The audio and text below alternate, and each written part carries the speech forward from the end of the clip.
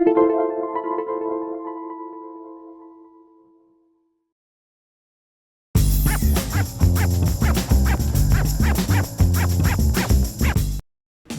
to My Long Island TV. From Manhasset to Montauk, we've traveled our communities to bring you the following events. I'm your host, Waldo Cabrera. My Long Island TV starts now.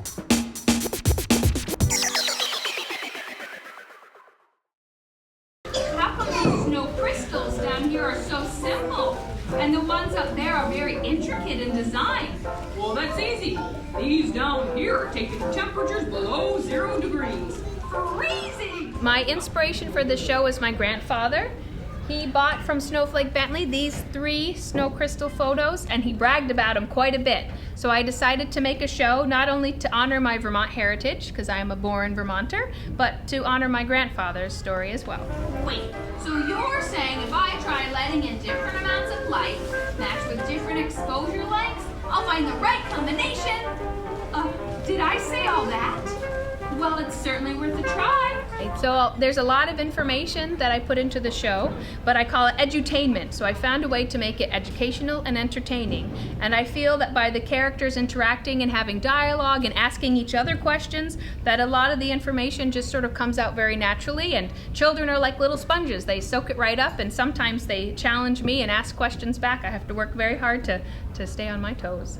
Why, Florence, is that you? Oh, it sure is. Did you have a nice train ride? Oh, yes. I saw so many wonderful sights along the way. The neat thing here is that I have made a puppet of myself, and in order to travel back in time, I shrink down to marionette size so I can go and visit the character of Snowflake Bentley. So puppetry is a really great form for being able to travel in time. Well, actually, Florence, I don't take pictures of snowflakes. I take pictures of snow crystals.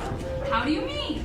Well, crystals form up in the clouds. They start with 6 identical sides. They do? I have 2 other shows. One is called Under Night Sky, and it mixes together the story of a grandmother and little girl, and she wants to hear stories about the fabrics in the quilt she's sleeping under. And we go to the Underground Railroad, to an Irish memory quilt story, and a one-room schoolhouse. So I love mixing history into the storytelling. There, how's that, Charles? Well, it looks pretty good, Mary, but I think old Frosty here could use a hat. Every time I make a show, I pick a different style of puppetry. Marionettes are my absolute favorite. I studied for a time in Germany with the marionette master Albert Roser there, and just that sealed my love of strings. And I thought for this show I wanted to create something I hadn't yet, so I made a Czech style marionette. This is a traditional style from the Czech Republic, and I made a pop-up book to perform them on so that the scenery could pop out and the puppets could be on their own stage, and just thought I'd try it. Hadn't seen it before. Snowflake Bentley, what do you hope people will gain from such work? Well, I hope they stop to look at the tiny things in nature.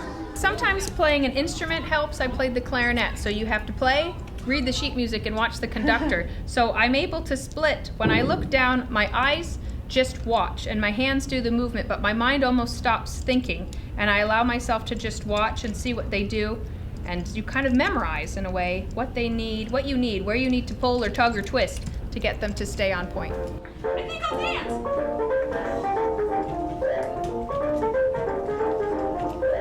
Dance, little Bentley.